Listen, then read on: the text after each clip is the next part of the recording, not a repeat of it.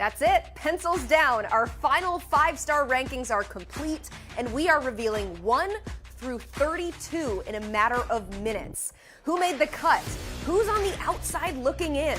One prospect jumped from 4-star status to top 10. And there's a new number 1 running back in the class. But is there a new number 1 player? All your questions are about to be answered as the College Football Recruiting Show starts right now.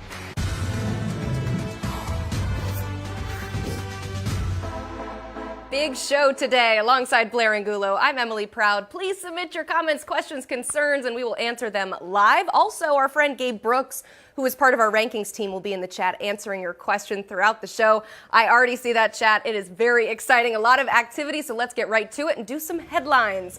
New TCU OC Kendall Briles made a trip to California yesterday to see Jaden Rashada. That's per our Jeremy Clark of Horned Frog Blitz. Rashada is also expected to visit TCU this weekend. Blair, what do you think of this potential match for the unsigned QB? Emily, I think it would be a really good fit. We know how explosive offense can be in the Big 12, and you need a quarterback with a gunslinger mentality like Jaden Rashada has. He has tremendous upside, loves to take shots downfield, and TCU is certainly an appealing proposition, an appealing destination for the elite talent like Jaden Rashada. All right, as for another unsigned prospect, Nicholas Harbor hosting some Michigan personnel, including Jim Harbaugh. That was Tuesday night. Sam Webb of the Michigan Insider says, though, that the Wolverines' presentation focused heavily on his track future and supporting his goal of running in next year's Olympics. How do you think that went over with Harbor? Well, that's certainly a calculated recruiting pitch from Jim Harbaugh. He has fared well in his share of in-home meetings before. Track has been a huge component for Nicholas Harbor throughout this process, and as we approach the finish line, and pardon my pun, it does sound like schools are going all in on those Olympic dreams. Well done. All right, more on Harbor with Steve Wiltfong in just a bit. Meanwhile, the crystal balls have been flowing in for Washington to land the 7th-ranked quarterback in the 2024 class, Austin Mack. What can the Huskies look forward to if they do, in fact, land him? They can look forward to a bit of a traffic jam at the quarterback position in the 2024 class. The Huskies already have in-state quarterback E.J. Caminon committed. He came off the board in October. He's set to be on campus this Saturday for the highly anticipated Husky Experience recruiting event. So if they get Austin Mack, then Washington will be faced with an interesting situation at quarterback. All right, at the top of the hour, 2023 linebacker Kavion Thunderbird will make his commitment live right here on the 24/7 Sports YouTube channel. Following that, he will then be inducted into the all-time name Hall of Fame. Blair, it's between Arizona State, Oregon, Purdue, Colorado, and Tennessee. Where are you leaning? Kavion Thunderbird just took an official visit to ASU last weekend, and according to our colleague Alan True, the Sun Devils have to like their chances to add a very intriguing piece to their 2023 class. And by name alone, Emily, Thunderbird in the city of Phoenix, it just makes too much sense, doesn't it? It really, really does, Blair. All right, the moment you have all been waiting for. It is time to reveal the final 5-star rankings of the 2023 cycle. And to do that, let's welcome in our Director of Scouting, Andrew Ivins. First, though, Andrew, I can see the chat now. Everyone's going to ask, why is he there? How could you possibly put that guy over that guy? So let's take a peek behind the curtain here. Tell us what all goes into the process of whittling down thousands of prospects to a top 32. Well, I think some people assume we just watch the senior film and that's it. But really, this is years of work that's all coming to fruition right here. And we're putting it set in stone. We're going to have our 32 5-stars. We're also rolling out our final top 247, and we've made a bunch of tweaks outside of that top 247 with the 4-stars and the 3-stars. You know, I think I was telling you guys in a production meeting, if we go back to the pandemic, remember 2020, everyone's sitting at home. We were doing audits on this class and this group of individuals. Some of them we've been tracking since they were in 8th grade, and we've studied the tape. We've seen them live exposure, whether that be at a 7-on-7 tournament, at a game, maybe it's a camp. I mean, this is a huge process. It's not just one individual. I'm coming here at the end, kind of like a reliever, cleaning things up a little bit. But we have a large network of people. Gabe Brooks, Cooper Patagna, Chris Singletary, Blair Angullo's been on the rankings calls. It's not just one individual. It's a team effort, and we're proud of our work. This is it. You said pencils down. We use pens now, right? We wrote this thing in ink, and it's going live. Sharpie. All right. Should we give it to the people? You ready? I'm ready. Let's do it. All right. We're going to go 32-1. Starting at number 32, Vic Burley, the defensive lineman from Georgia, is signed with Clemson. Yeah, he's a big-framed pass rusher. When we sat down to kind of hammer out the final 32, Gabe Brooks, he pointed out that we needed a big-framed defensive lineman, a guy with some length, a guy that's eventually going to be over 300 pounds. And Vic Burley, we thought, was that individual. That's why he comes in at number 32. As a senior at Warner Robins, he played everywhere from a 1 technique to a 9 technique out on the edge. Still has a ton of growth potential, a little green, but he's headed to Clemson, and Clemson has had a ton of success with these type of defensive linemen. Look at Dexter Lawrence and what he did with the New York Giants, and it's a really, really special group of pass rushers for the Tigers that's coming in the 2023 cycle, and Vic Burley is one of our favorite of the bunch. At number 31, you have Reuben Owens. He's a running back from the state of Texas. He flipped late from Louisville and will play his college ball at Texas A&M. Quick-footed and elusive, especially at the second level. Reuben Owens owns multiple sub-11 second efforts in the 100-meter dash. We have studied the NFL draft at length, and one of the biggest indicators about future success on Sundays is that ability to break that 11-second mark. Reuben Owens has some of the best track times when it comes to the blue chip ball carriers. Hasn't caught a ton of passes on Friday nights, but when we saw him on the 7-on-7 circuit, he was dominant as a route runner, and he would consistently get open. Headed to Texas A&M, like you said, they need some help in the backfield, and Bobby Petrino is going to look to revamp that Jimbo Fisher offense, so we would not be surprised if Reuben Owens was on the field in 2023 getting some meaningful carries. Coming in at 30, the highest rated running back, Cedric Baxter, the Florida native, jumping Reuben Owens for the top spot. He is signed with Texas. Yeah, this was one of the most heated debates. Who should be our top-ranked running back? And ultimately, we settled on Cedric Baxter because we still think there's some growth potential with him. He's listed at 6'1", 215 pounds, but if you saw him in street clothes, you would realize he can still add some mass. This is a guy that was an absolute workhorse on Friday nights, ran for over 3,000 yards the past 2 seasons. That included 7 games where he eclipsed the 200-yard mark rushing. Top-end speed was another concern we had with Cedric Baxter, but we dug into the data, found out when he was a 10th grader at a camp of 250 individuals, he had the 4th fastest 40 that day. The guy that was number 1, Irian Knighton, just ran at the Tokyo Olympics, and Cedric Baxter was just a few seconds behind him. So out is Bijan Robinson, and Austin, in comes Cedric Baxter.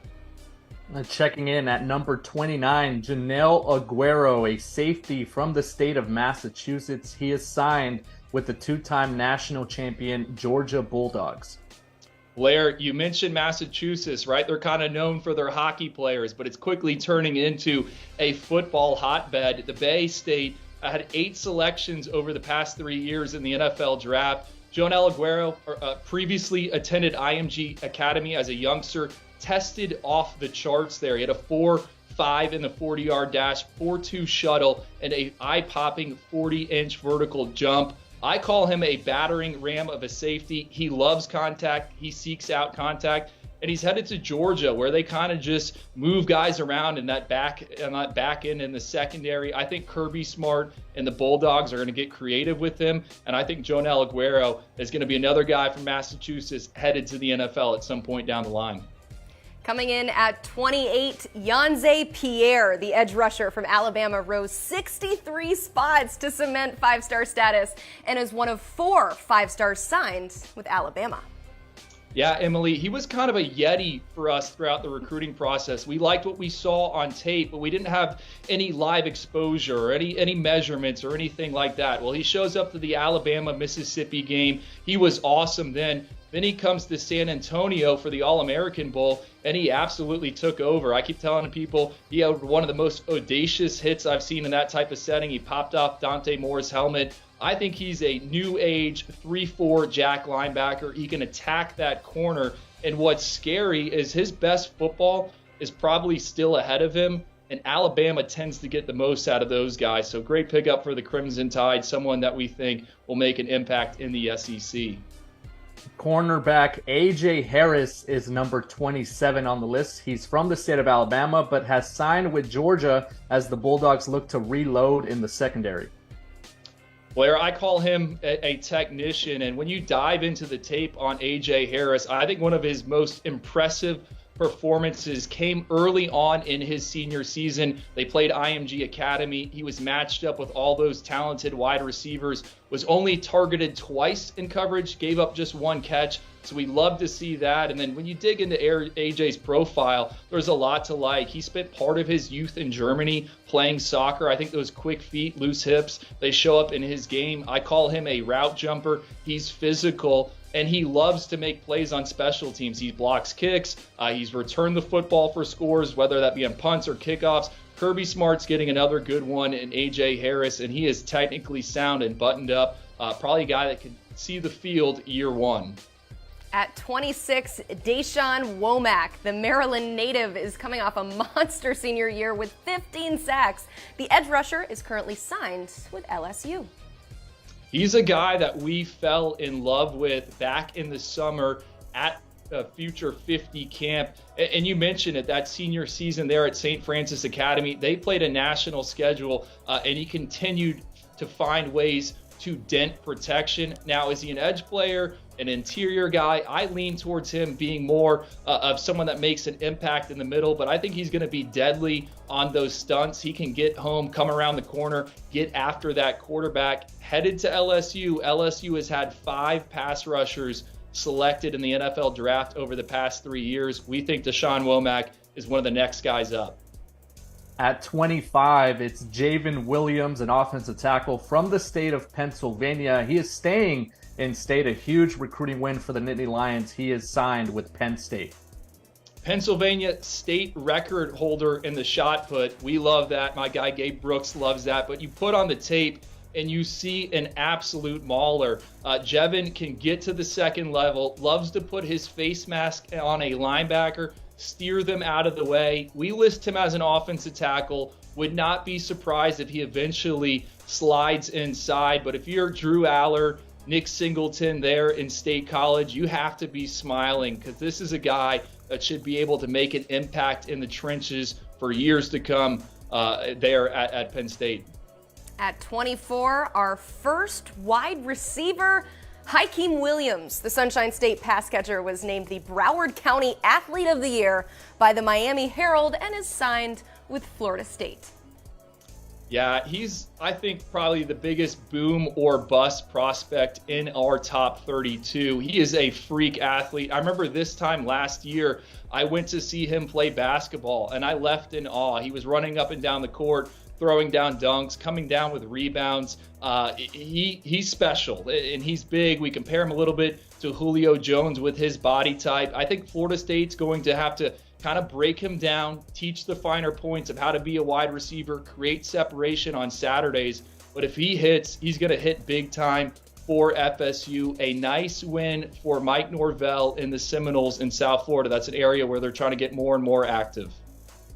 Coming in at number 23, Centurion Perkins, a linebacker from the state of Mississippi. He moved up 12 spots into 5-star status. He has a two-way production at running back that we love, and he is signed with the Ole Miss Rebels. Blair, I'm going to come clean here. I've watched the cut-up from Centurion Perkins' state title game probably 4 times over the past month. He was awesome in that. Ran for over 300 yards, 4 touchdowns. Had 6 tackles and an interception on defense while working kind of as a jumbo slot defender. Centurion is everything that you're looking for. We think he could have a Harold Perkins type of impact at Ole Miss. Now, they're not related, but I think you can kind of move him around and utilize him in different ways. Pete Golding, the new defensive coordinator at Ole Miss, really wanted Perkins when he was at Alabama. Well, now the two are going to team up together in Oxford, and we're excited to see what that looks like. Coming in at 22, Carnell Tate, the leading wide receiver at IMG, is signed with Ohio State. We spent probably the past 2 to 3 months trying to stack these Ohio State wide receiver signees. Was it Brandon Ennis, number one? Was it Carnell Tate, Noah Rogers? We went back and forth. And in the end, Carnell Tate is the guy that gets the nod as the highest ranked Ohio State pass catcher. I don't know if he does one thing elite, but he's really, really, really good at everything. What pushed him over the edge? It's the body control. It's the ability to track the football. And then when the pigskin is in his hands, he has excellent vision in the open field. Headed to zone 6, going to play for Brian Hartline. We fully anticipate him being a guy that torments Big Ten defenses for years to come. Ascending 18 spots into 5-star status. At number 21, Raylan Wilson, a linebacker from the state of Florida, and he is signed with the Georgia Bulldogs. I don't think there is a faster mid-skill player in the 2023 cycle. Our guys at Catapult, or I should say our buddies, they put one of those GPS trackers on Raylan Wilson this season. He hit almost 23 miles per hour, which is just freaky. Raylan actually went through a few bowl practices with the Georgia Bulldogs before he arrived in Orlando for the Under Armour All-America game. Word coming out of Athens is he looked great on the scout team. Well, he looked awesome at the All-Star game setting. This is a guy that can get all over the field, make plays sideline to sideline. He is fast. He's going to be a staple in that Georgia Bulldogs defense, and a guy we think that'll be able to play on Sundays just with his 3-down capability. All right, so there they are, players 32 through 21. We got 3 new additions into the top 32. A little running back battle at 31 and 30. Andrew talked about that. Some wide receiver movement, a lot to talk about. But let's take a quick little breather before we reveal the final 20 and welcome in our friend Cooper Patagna to the party, one half of the 24/7 Sports Football Recruiting Podcast. Look at all these people we have here. It must be a big show today. But guys, unfortunately, the tough side of this is always the guys, of course, who don't make the cut. There's still likely program-changing prospects out there, but there's just not room for everyone. So, Cooper, who are some guys not in the top 32 who are going to keep you up at night? Well, I'm going to go to Tuscaloosa, and one of the guys that I love the most is Justice Haynes, who we have just outside of the top 32 in 5-star status at number 34. We talked about, all right, how many backs are going to end up in the top 32? And we went back and forth. Did we put them all in? Did we put one in? Did we put 2 in? And we thought all of them were capable. But at the end of the day, even with the knock of positional value, I love Justice Haynes and what he brings to the table. His dad played at the University of Georgia, was a 5th-round pick of the Pittsburgh Steelers in 1994. Two-sport athlete, plays baseball on the diamond, can throw at 86 miles per hour. And he's a 3-down running back. That's what I love about him. The production's there, had over 1,700 yards on the ground this past year, 23 touchdowns, can get it done in the kick return game as well. Vision, balance, burst, he has it all. I think he's one of the most complete backs in the game. I love Justice Haynes. I think there would have to be a fit in the top 32, maybe 3 to 4 years from now. But this is a guy that I think is ready to make a big impact for the Crimson Tide at the next level. Who else is on your list? I got Damon Wilson, the edge rusher that is headed to Georgia, a guy I've had a ton of exposure to over the years. He went to my fiance's alma mater there at Venice High School. We were really hoping to see him at the All-American Bowl. He went through measurements, but wasn't able to participate due to an undisclosed injury. I mean, Georgia's had a ton of guys selected day one recently, and 5 of them last year, for example, on the defensive side of the ball. I think he's one of the best pure pass rushers in the class of 2023.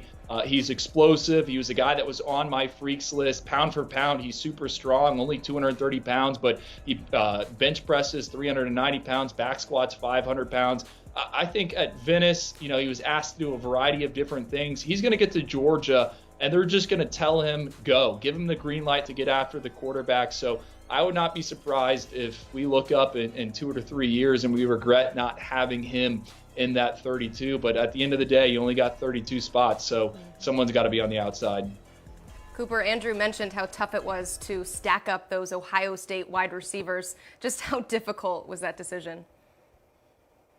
Well, it was very difficult. I mean, we went back and forth there. Obviously, there is a lot of respect and admiration for a guy like Brandon Ennis, right? One of the most established players in the country at his position. And then Carnell Tate, who was a heavily debated prospect for us as well. He ends up being one of the best receivers in this class. We kind of had the conversation, where does he fit in with Hiken Williams? And that's not to mention the number 3 receiver in Ohio State's class by ranking, Noah Rogers. It wouldn't surprise me if you turn the page 3 to 4 years from now and he is the highest drafted receiver. He comes from a small town in North Carolina. He has a ton of physical upside and capability. This is a guy that's going to get to Columbus. He's going to be under the tutelage of Brian Hartline and Ryan Day, and I would not be surprised at all if he exceeds his current ranking. So good problem to have at Ohio State.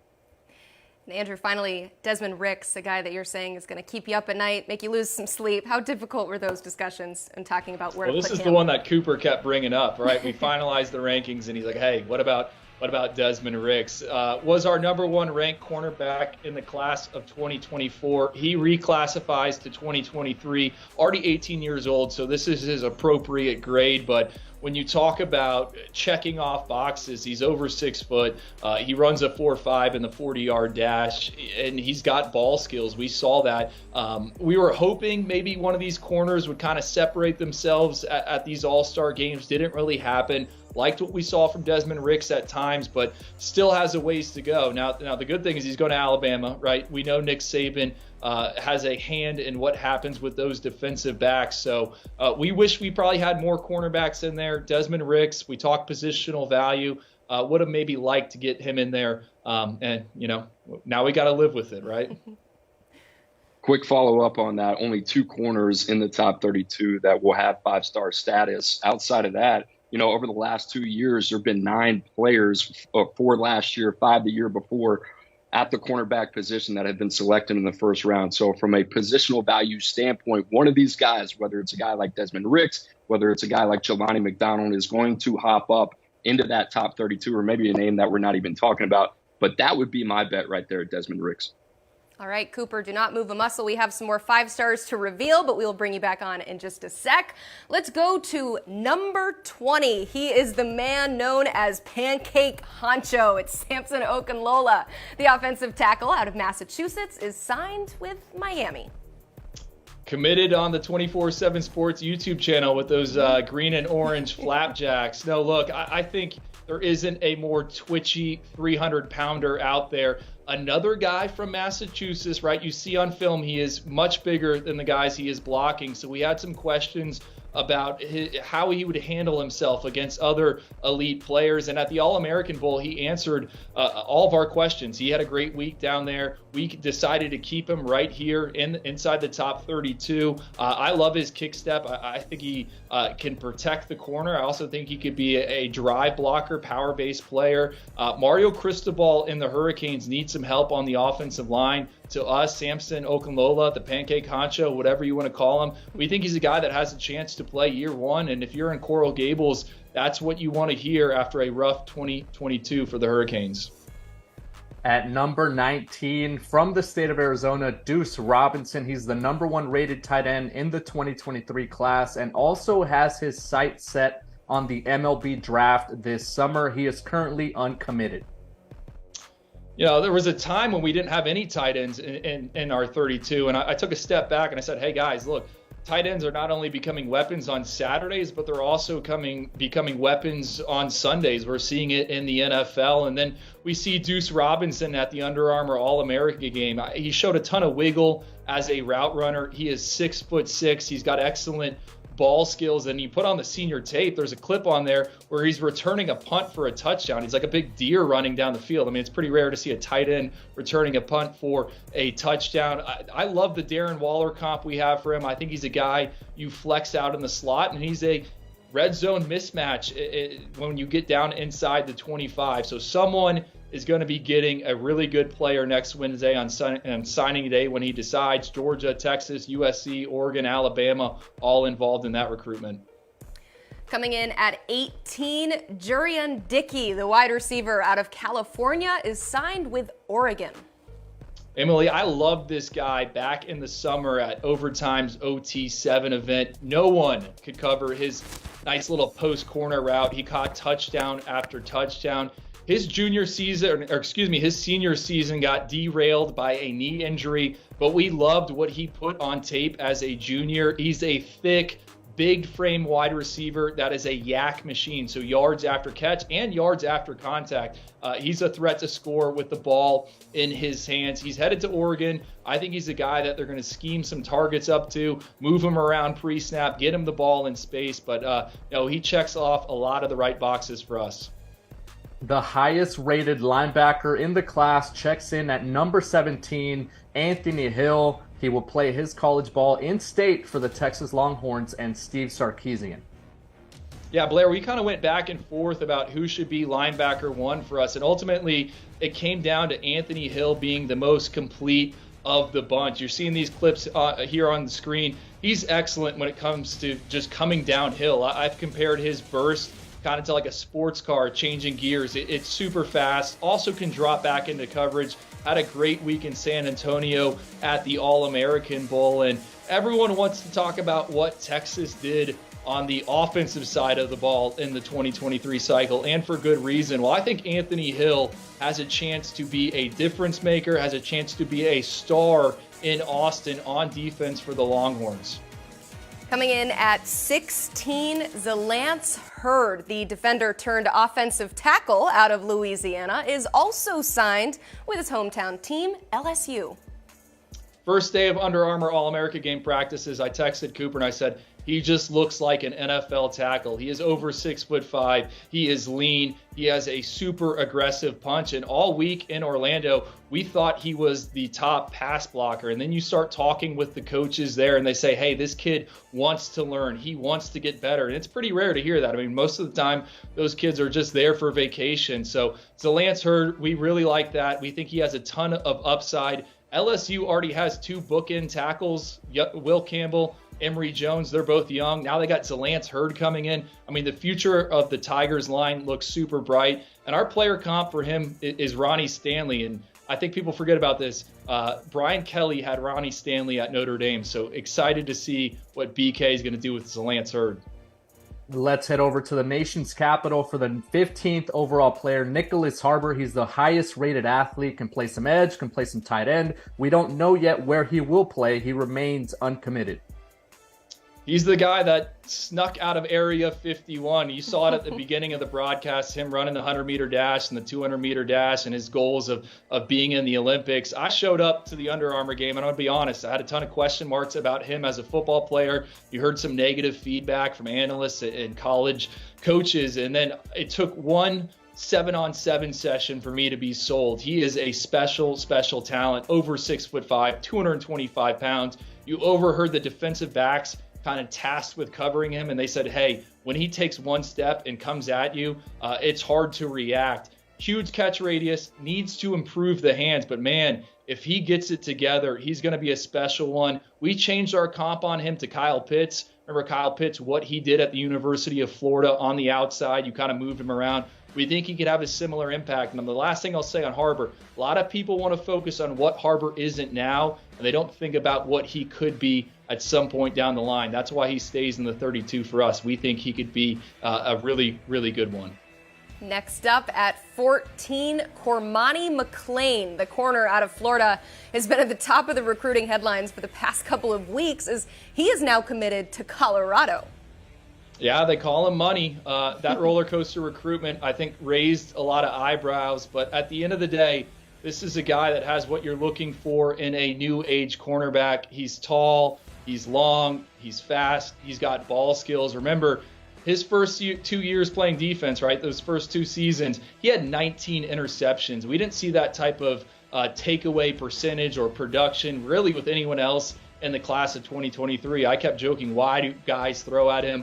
The comp we have for him is Tyreek Woolen. I know that's not a huge household name out there, but he had an excellent rookie season for the Seattle Seahawks. Was probably the best corner, year one corner besides Ahmad Sauce Gardner. I think Cormani's going to need some time. He's going to need some seasoning, but he's headed to Boulder. He's going to play with Travis Hunter, and he's going to learn from one of the best, Deion Sanders. Malachi Nelson checks in at number 13. He's from the state of California, originally committed to Oklahoma, but then flipped when Lincoln Riley left for USC. He threw for over 100 touchdown passes and will play near his home for the Trojans.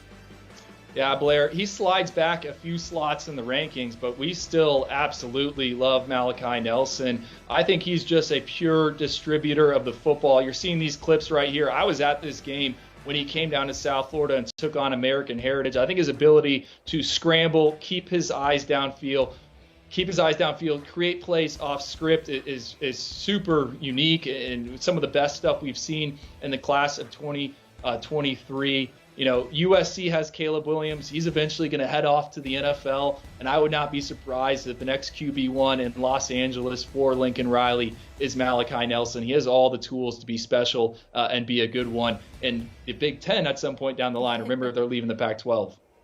All right, coming in at 12, Jordan Hall, the defensive lineman, totaled 31 tackles for loss, 29 quarterback hurries, and 9 sacks in his senior year. The Floridian moved up 43 spots into 5-star status, and he is off to Georgia. They call him the big baby, and he's got a really, really big personality. Our guys were texting me all the past 6 months trying to get this guy moved up in the rankings. I was a little hesitant because of the frame, I'll be honest here. But then he shows up to the All-American Bowl, and he's 6'3", 317 pounds. More importantly, he has this longest arm measurements of the day at 35.5 inches. He uses that length like a seasoned vet. He can dent protection, cause a bunch of issues for offensive linemen. He's headed to Georgia. We think he's a good one. Are you looking for another term for big baby? How about just a war daddy? This is a guy that moves people, and he's going to have an excellent career in Athens. Let's stay along the defensive line with the number 1 rated defensive lineman in the class, David Hicks, coming off a great week in Hawaii at the Polynesian Bowl. He is headed to College Station to play for Jimbo and the A&M Aggies. Blair, I said it at the beginning of the show. We've been tracking some of these guys most of these guys, and David Hicks is someone I saw at Florida's elite camp and Miami's elite camp 2 years ago. At the time, he won with a simple dip of the shoulders. He was kind of this oversized defensive end. Well, since then, he has added 30 pounds. You mentioned his performance out in Hawaii. Well, in Orlando at the Under Armour All-America game, he was just pushing people around. I mean, he's a power-based player now. I think the sky is the limit for David Hicks. Headed to Texas A&M, which already has a very talented defensive line room after what they did in the 2022 cycle. David Hicks has what it takes to challenge for a spot in that rotation sooner rather than later. All right, so there you have it. Prospects 20 to 11. We got one new face in the rankings, a pair of uncommitted players. A lot of intrigue in this section here. And before we deliver the top 10, I see we got about 1,400 people watching right now and only 110 likes. Please submit the like button. I don't want to make any threats, but I'm not giving you guys the top 10 until we get at least 10 more likes. So you got a little bit of time. I'm going to ask some questions to our analysts here, but you heard me. We need some more likes. Cooper, I want to ask you this. Let's start here. Who in the 20 to 11 range that we just talked about did you seriously consider for this top 10 but just didn't quite make the cut? I would have to go with Jordan Hall, who's on his way to Georgia. I know we just talked about him, but when you look at this guy, the week he had in San Antonio, the only question we really had about his game was the size in the frame. He shows up 6'3.5", 317 pounds, just like Andrew alluded to. But the little bit of a surprise was the arm length, 35.5 inches, and then he's got 10.5-inch hands. And people might be saying, why are these guys talking about arm measurements? Why are they talking about hand size? Well, it matters, especially when you are in the trenches. You talk about that length being able to engage, disengage at the point of attack. And that showed up all week for Jordan Hall. This is a guy, 9 sacks as a senior, can penetrate as an interior presence. And what a luxury for Georgia, who keeps churning out these high draft picks, 5 draft picks in the first round on the defensive side of the ball. A year ago, there's a lot of really good talent that has been ahead of Jordan Hall in Athens. I think he's next up there. That's a guy that I love. I think he just kind of ran out of runway. Andrew, who's For me, a close call for you? It's David Hicks. It's funny. We're going number 11 and number 10 or 11 and 12. So it's the guys that are right outside that top 10 range. But, we've had some debate. Is he an edge player? Is he an inside player? After seeing him in Orlando, I think he all the way is going to be a 1, 2, 3 technique, whatever you want to call it. And I think he's a guy that is athletic, and he's 280 pounds now. I think he could play at 300 pounds. He's very compact. You look at his father, who is also a coach. He carries the weight very well. So for me, it's David Hicks. This is a guy that maybe I wanted inside the top 10. Maybe some of our other guys on the team didn't. But at the end of the day, he's a 5-star for us. And again, someone we think that will make a big difference there in the SEC.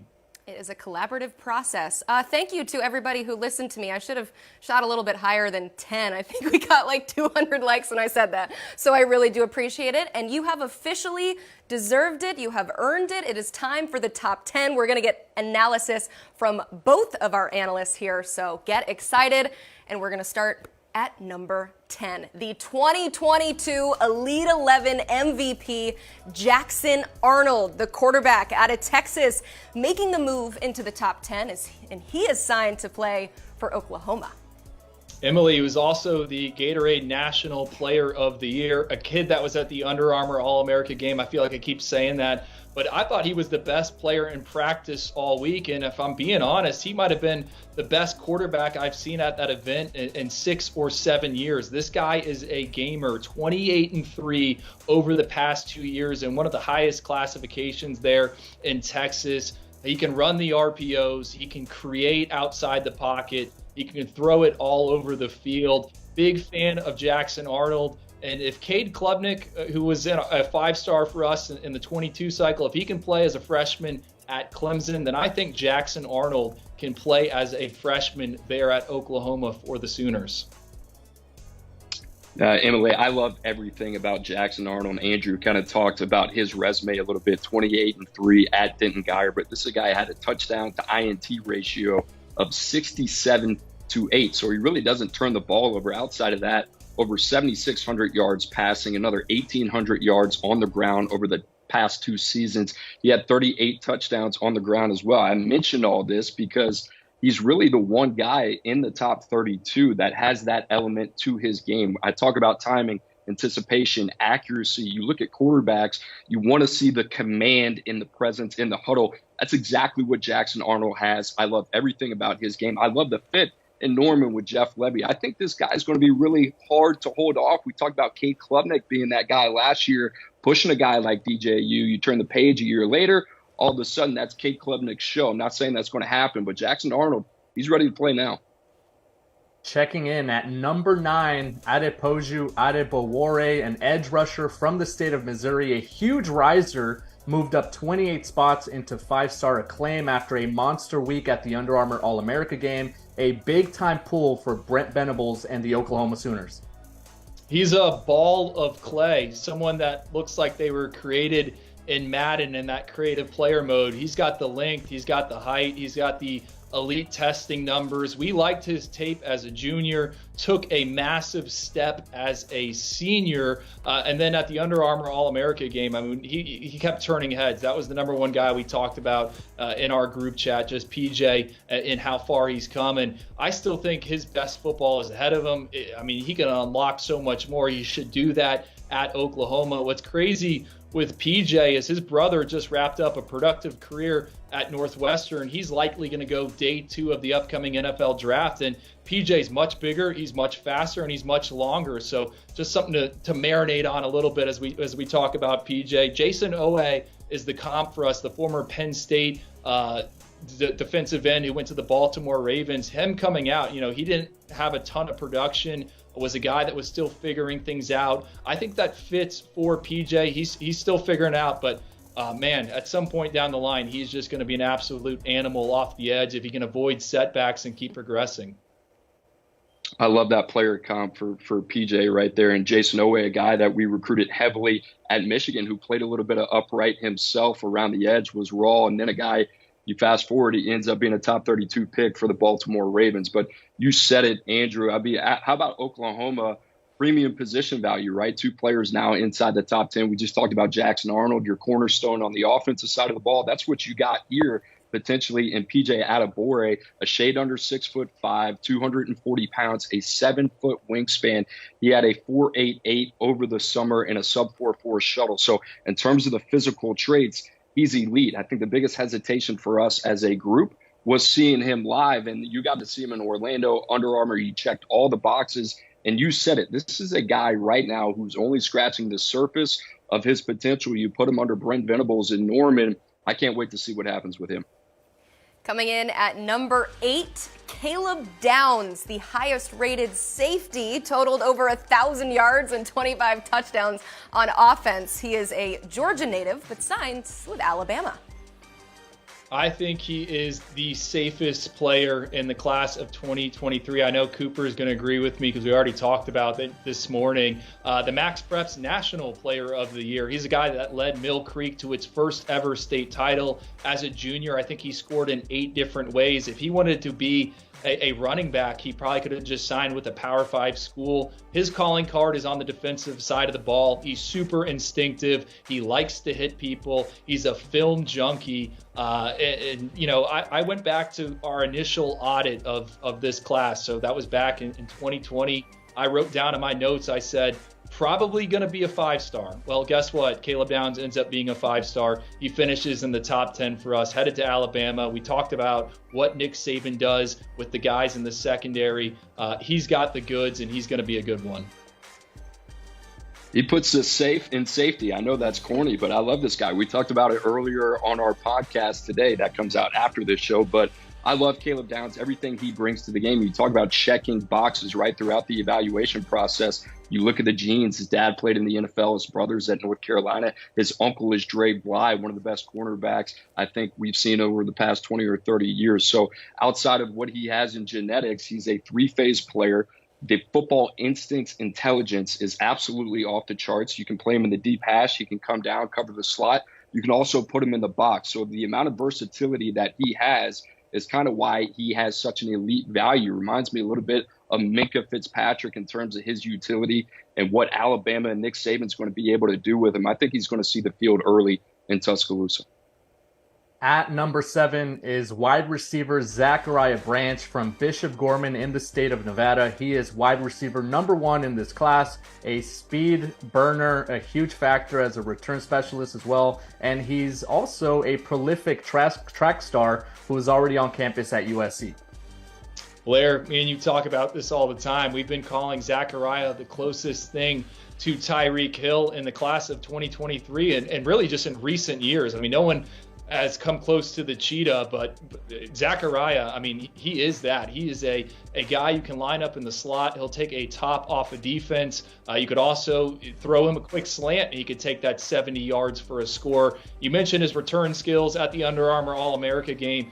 Took a punt 93 yards to the house, running past a bunch of future blue chippers. His grandfather played in the NFL. His brother is currently at USC, so he checks off those pedigree boxes for us. Power cleans 315 pounds, 10-3 in the 100-meter dash. Headed to USC. They have a ton of weapons there already. But just like when Tyreek Hill showed up in Kansas City, I think he's going to carve out a role as a return man and then work his way up that depth chart. Tyreek Hill was initially wide receiver number 4. Now he's one of the highest paid players in the league. I think Zechariah Branch in the next 2 years is going to be one of the top wide receivers in all of college football. We don't use that pro comparison to a guy like Tyreek Hill. You don't just throw that around, right? But if there's one guy that has earned that, it's been Zechariah Branch. I mean, Drew just talked about all the accolades, the track and field background as well. He is tested off the charts. But if you're looking for the definition of quick twitch explosive, that's exactly what Zechariah Branch is. The initial quickness off the line of scrimmage, the ability to take the top off the defense time and time again. He is a mismatch option. He averaged over 22 yards per reception as a junior. You drop him in Lincoln Riley's offense with Caleb Williams, I think early, right? That's why he's a top 10 player in the country. He's going to have an immediate impact in Los Angeles. Coming in at number 6, the Max Preps Junior All-American, Francis Mauigoa, the offensive tackle from the Sunshine State, is staying close to home, signing with Miami. I don't think there's a player inside our top 32 that has a better resume than Francis Mauigoa. Originally from American Samoa, comes over to IMG Academy as a senior, settles in as an offensive tackle. Originally was a defensive player. He was matched up with Damon Wilson, DeSean Womack, aced both those tests with flying colors. He's in complete control of his body, a freak athlete. Not only can he do that little split box jump that Evan Neal made famous when he was at Alabama, but he can play volleyball, get above the net. And then at the Poly Bowl, Blair saw this. He was spinning some flames, throwing some fire. So Francis Mauigoa, we've compared him to Penei Sewell. It's kind of a layup. Both of them are from American Samoa. Well, both of them are also going to play for Mario Cristobal. And Sewell saw the field as a true freshman, appeared in 7 games while at Oregon before going on to be selected in the first round of the NFL draft. We think Francis Mauigoa is someone that will play for the Hurricanes. I would not be surprised if he's in that starting 5, and just a lot to like about him, and that's why he's in the top 10. We are now within the top 5, and checking in at number 5 is Kaden Proctor, the offensive lineman from the state of Iowa, the highest rated offensive lineman in the country. He said he wanted to test himself against other big fish, so he flipped late from Iowa to the Alabama Crimson Tide. Yeah, Blair, and we did want to see him against some big fish. You know, he is there in Iowa, shows up in San Antonio at the All-American Bowl, and had an excellent week. And there was a bunch of debate about who our top-ranked offensive tackle was back in December. We said we were going to leave it up to the All-Star games. Mauigoa was great at the Poly Bowl, but ultimately it's Kaden Proctor who wins out. He's in control, like I said, great in his pass sets. Still some meat on the bone, I think, from a developmental and technique standpoint, and he's headed to Alabama, and they need some help up front in the trenches. It's been pretty rare for offensive linemen to play year one for the Crimson Tide, but when they do, they normally pan out and end up being first-round draft picks. Two-way standout in the state of Iowa, and this is a guy who came in to the All-American Bowl, 348 pounds, 34.5-inch arms, and honestly, he was better than advertised. Kaden Proctor, I thought he held up well against elite-level competition throughout the week. Andrew just touched on it, but I think this is a guy that can play early for Alabama, and they need him. But he's kind of built like an oak tree, stout at the point of attack. Iowa fans are going to hate this, but he kind of reminds us of Tristan Wirfs, the All-Pro with the Tampa Bay Buccaneers. I love this kid. Great fit for Alabama. Coming in at number 4, quarterback Dante Moore, moving down 1 spot, but still considered the 3rd best signal caller in the class. The Michigan native is signed with UCLA.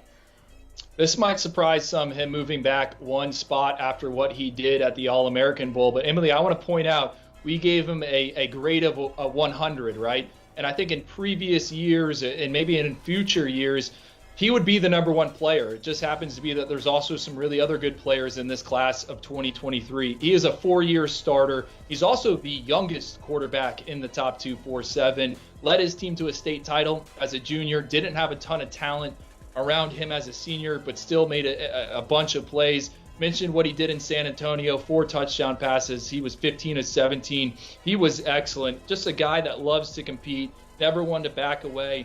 His 135 touchdown passes are the most out of any of the arms this year. So a lot to like about Dante Moore, and I think he's going to have a ton of success there with Chip Kelly in Los Angeles.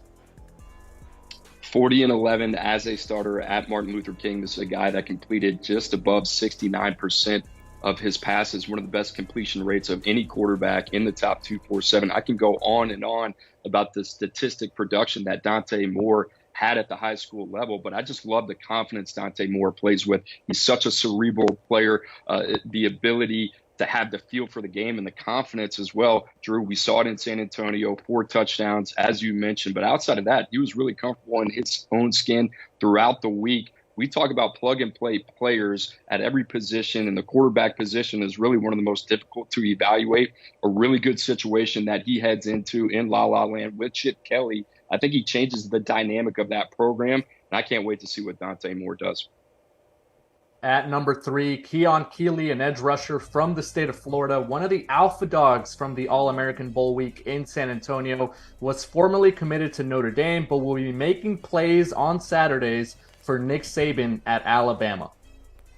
The Viking, that's what they call him. Mom is from Norway. Keon has visited there, I think, 12 times. He's a super unique individual, sings in his school's choir. You spend a few minutes around him, you're going to fall in love with him. He's super nice, but on Friday nights, he flips the switch. We saw that at the All-American Bowl. He was awesome coming off the edge. And if we go back to last spring or even the summer, we really didn't have much data on Keon Keeley. We didn't know anything about him. I had to drive over to Tampa for his spring game, and I was shocked. I mean, he looks like a Greek god in terms of how he's built. Came in just under 6'5", but he's got a long reach. He's got plenty of room to add some weight, and I think he's going to have a Will Anderson type of impact there for the Crimson Tide. We keep mentioning it. Alabama seems to get the most out of these guys. Keon Keeley is another one where they're going to be able to mold him into whatever they want. I think his mentality is a pro-like mindset. You know, the Tampa Bay Buccaneers are right down the road for him there at Tampa Berkeley Prep. He's been around a bunch of pros. I think he is potentially a pros pro. And there was questions, Coop. I know we had it. Hey, is he a 3-4 guy? Is he a 4-3 guy? I think he can do whatever you want. You just bring him in, give him whatever he needs to eat, and he's going to get after the quarterback. I don't think it really matters, right, what scheme he's in. The dude is special. I think we knew that coming into the All-American Bowl after seeing him for a week, dominated from wire to wire. What else can you say about Keon Keeley? And then off the field as well, he handles his business like a pro. You brought up Will Anderson, that I think is a really excellent comp in terms of what Will Anderson meant to that team on the field and off of it, one of the leaders of that team. I think that's what you're going to see in Keon Keeley. And this is a guy that has a plethora of pass rush moves. If you're putting together a 3-4 edge rusher, this is what he's supposed to look like. He is a graceful mover. He can beat you with his first step. He can beat you with his suddenness around the edge, but he can also go speed to power as well. And then not to mention, Andrew, once he gets to Tuscaloosa, gets in that strength and conditioning program, I think he's got another level of his game that he hadn't tapped into yet. Our number 2 player in the 2023 class remains Nico Iamaleava. The Cali quarterback is signed with Tennessee. He might have the highest ceiling out of everyone in the class of 2023. We talk about the arm talent with him. You saw that Justin Herbert comp up there. I think that's there for 2 reasons. Number one, the frame, right? Nico might not be 235 pounds right now, but we think he's eventually going to get up to at least 215 pounds. We've seen his dad patrolling the sidelines. And the second reason we have that comp, again, is because of how he throws the football. He can whip it to all different levels. It's a bunch of oohs, a bunch of ahs, tons of velocity. He's a plus athlete. Could have probably played volleyball in college if he wanted to go that route. Instead, he wants to play football. He can beat defenders to the sticks with his legs, can create in the pocket. You're seeing a little bit of that right here. Doesn't have a ton of starts under his belt, but that 75-7 career TD to INT ratio is beyond impressive. Perfect fit for Josh Heupel's offense there at Tennessee. He's going to be able to throw that ball, get it out of his system real quick, throw it to some talented wide receivers. So again, we think he has the chance to maybe be the best in the class, and that's why he has that 100 rating. But for us, he stays number 2 in this update, or this final update. Everybody wants to talk about the arm when it comes to Nico, but what I really love about him is his ability to navigate the pocket, keep his eyes downfield, and let that arm do the work when he gets outside the pocket and play off platform. He is a very free-flowing player. I thought his ability to move in the pocket and extend plays kind of reminds me of Bryce Young, which they couldn't really be any more different when you throw in the size. But in terms of how they move in the pocket, it's pretty special. And then you drop him in Josh Heupel's offense. It's really a match made in heaven for Nico Iamaleava and all the Tennessee fans out there. I think this guy has a chance to be one of the most, if not the most talented passer in college football for years to come. I love Nico Iamaleava. I love the fit there as well. It's a big-time get for Tennessee, and I really think it kind of changes the trajectory for them over the next 3 to 4 years. All right, drum roll, please. Get ready to get shocked. The number one prospect in this year's cycle is Arch Manning. The Louisiana quarterback starts at the top and stays there. Next up for him, Texas. Arch Manning can't hold on to his student ID, but he can hold on to the number one spot in our rankings.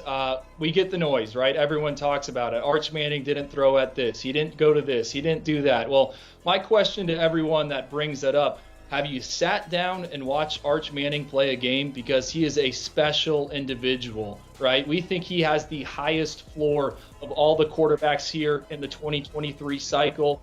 34-2 interception or TD to interception ratio as a senior. Threw an interception on just one of 114 pass attempts. You guys keep bringing it up. Oh, he didn't go to this camp. He didn't do that. Well, he's thrown more passes on Friday nights at the varsity level than any other arms in the 2023 cycle. We know he's got a one-of-one pedigree, obviously with his uncles, but everyone knows who they are, one of the most famous families in all of football, but he's also got a prototypical frame. He's got a great feel for the game. He can move in the pocket. He's got a great internal timer, and he just elevates everyone that's around him. Look at the quarterbacks that are playing for a spot in the Super Bowl. They make those guys better around them. We think Arch Manning can do just that.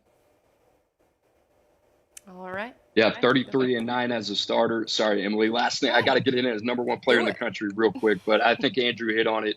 Elevates the talent around him, right? You think about his fit at Texas with Steve Sarkisian, the talent that they got coming in. Cedric Baxter Jr., another 5-star. Also, Jonte Cook, who was really in the mix for that top 32 conversation. Ryan Niblett as well, and the bevy of playmakers that they have around him. Isidore Newman, and I say this with all due respect,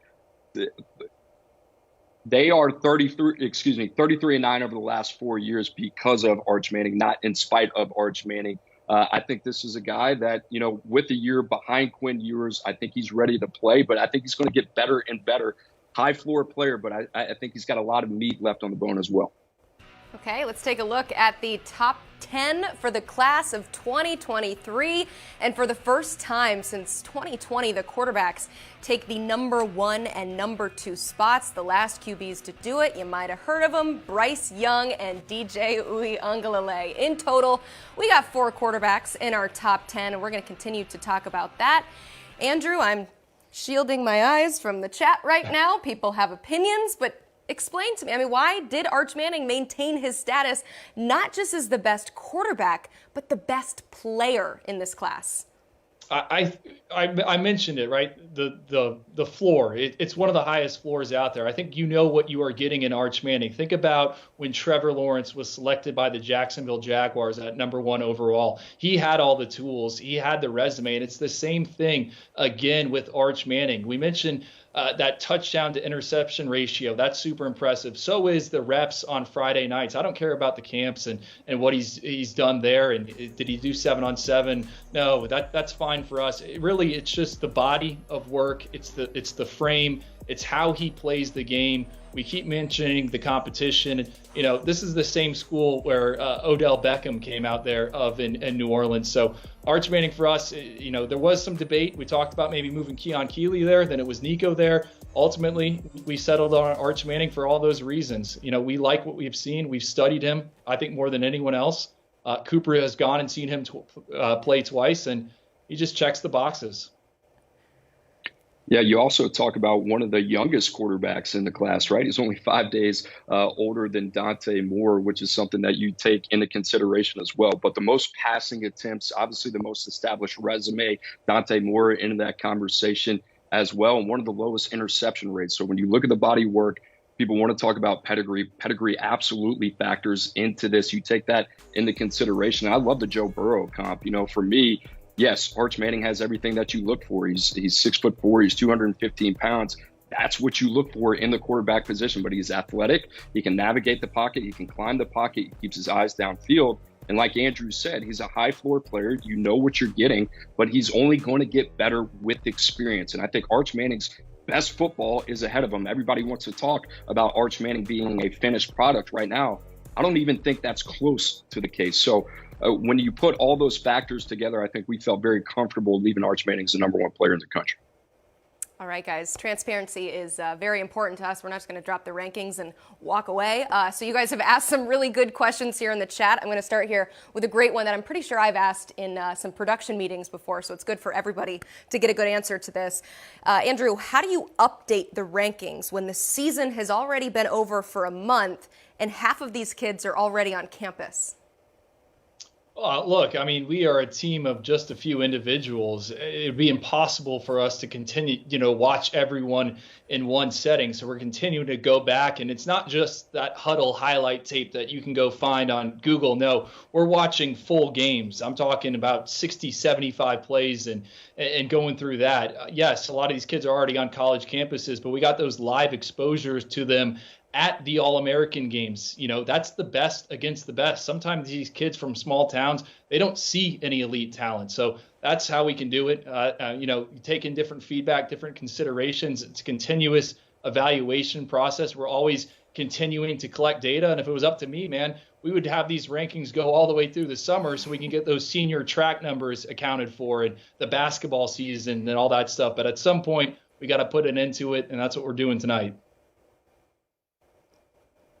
Yeah, I think Andrew said it, right? It's no different for the upcoming NFL draft, right? You have the Senior Bowl coming up next week in Mobile. You also have the NFL Combine to follow that. So the same way in the NFL draft process, I think you look at it for us.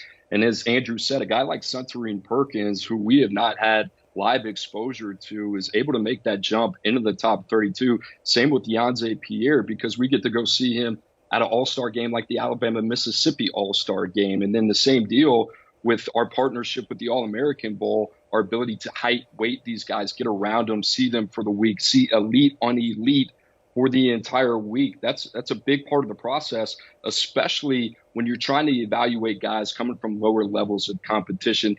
That's why really December, January is the most important time of the year for us, even though it's the closest to early National Signing Day and the second signing day in February.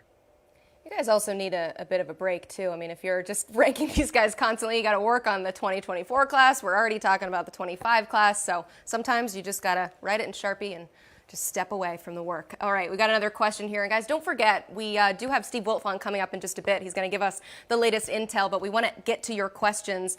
This one is for Andrew here. What are your thoughts on Florida signee Eugene Wilson?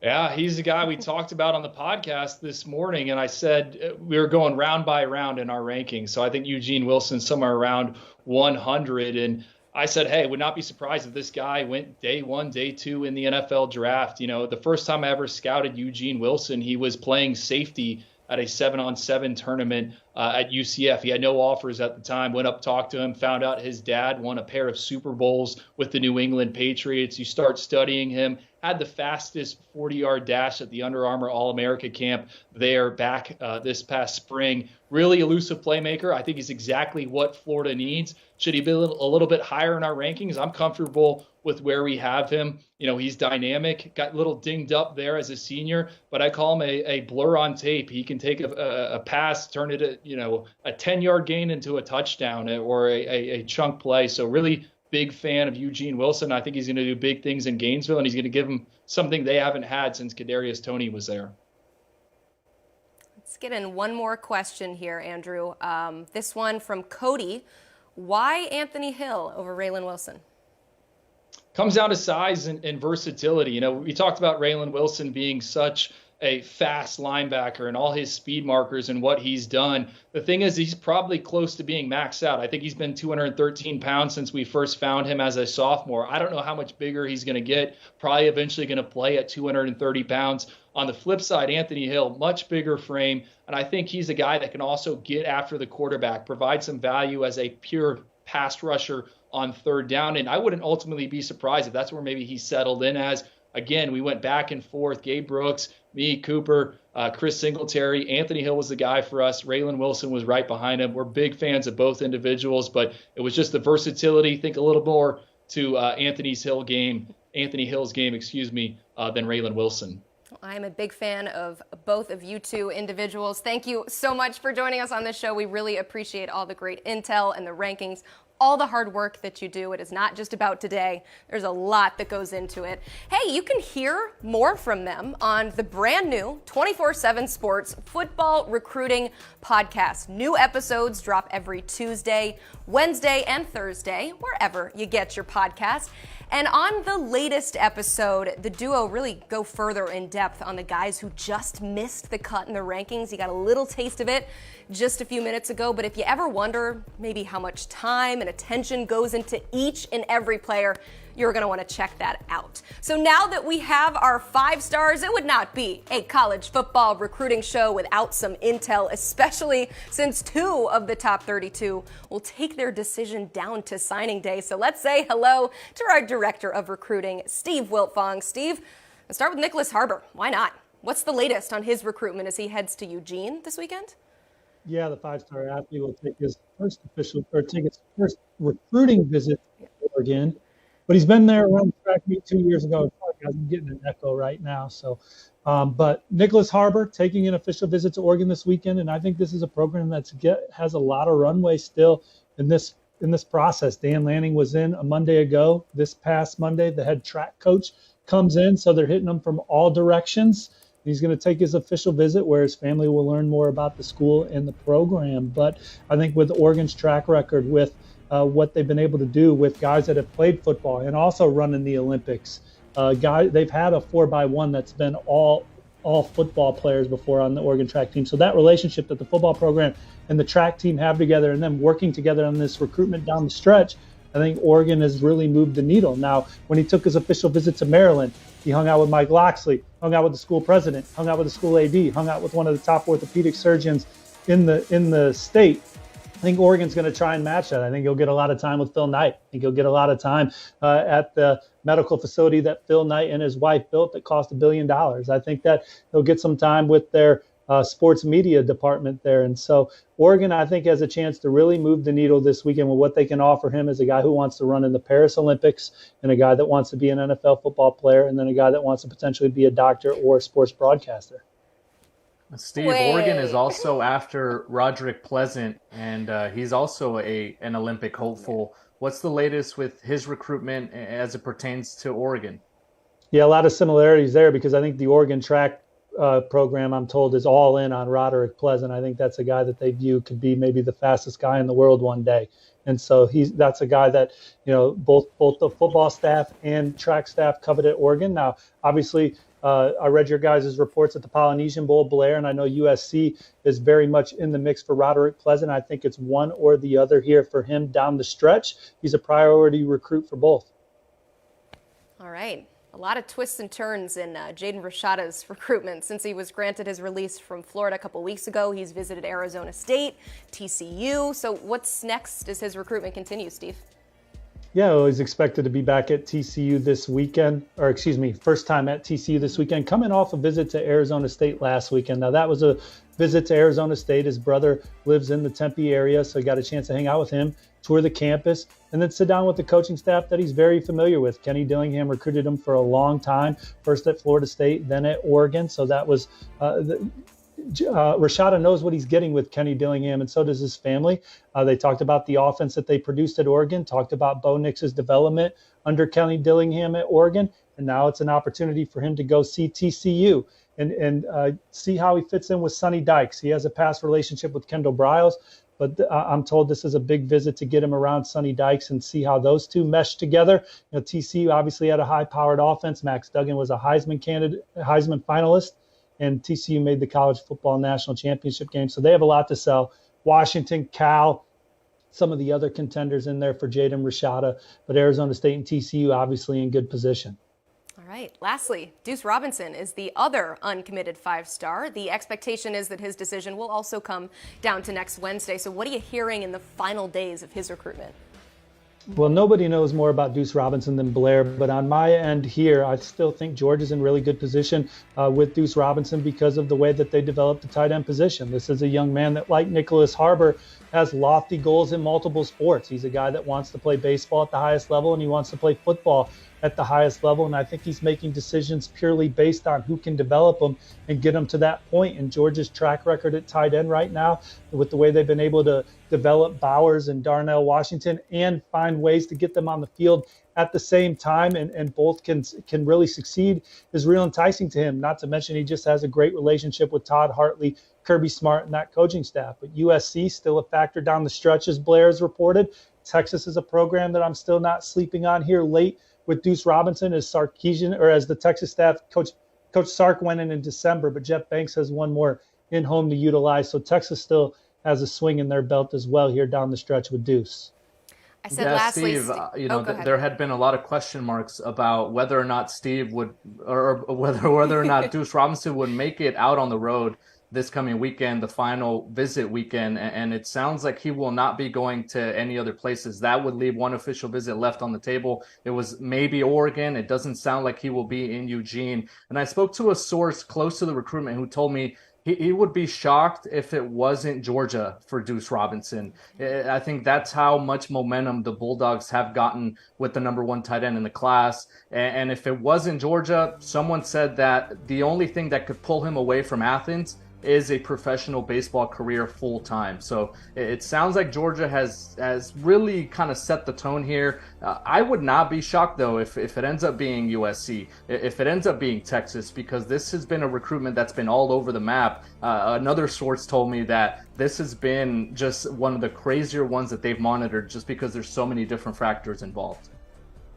I was cutting in there because I apparently lied to my friend Steve. I said that was our last question, but I got one more for you. Just happening now, Kevion Thunderbird officially committing to Arizona State. What are your thoughts on him as a prospect?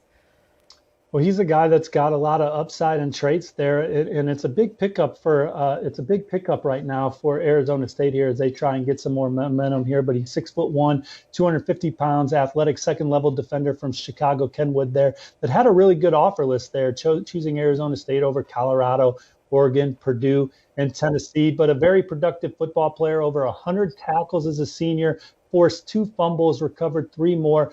Look, Arizona State, they're a program that's trying to build themselves back up and come to the Windy City and land a lunch pail type second-level defender in Kevion Thunderbird to help that defense move forward.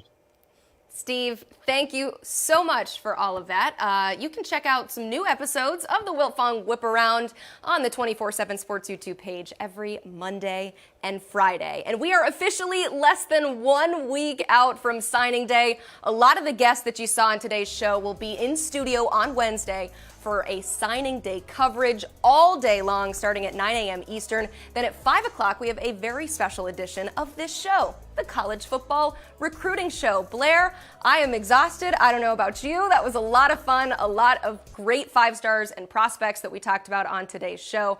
Thank you for joining us. Alongside Blair Angulo, I'm Emily Proud, and this is the College Football Recruiting Show.